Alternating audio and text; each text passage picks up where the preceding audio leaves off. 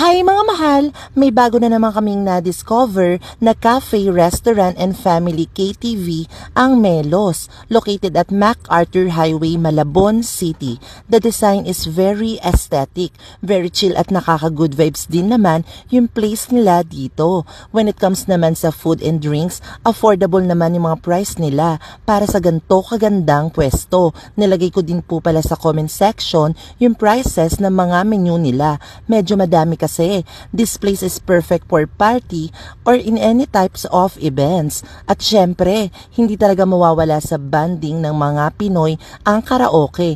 May pa-free karaoke rin sila, VIP lunch, maximum of 2 hours, good for 25 bucks, but make sure lang na aware kayo sa oras ng pagstay nyo. It costs 700 pesos per hour kasi ang karaoke nila dito with a great service and good quality of sound system.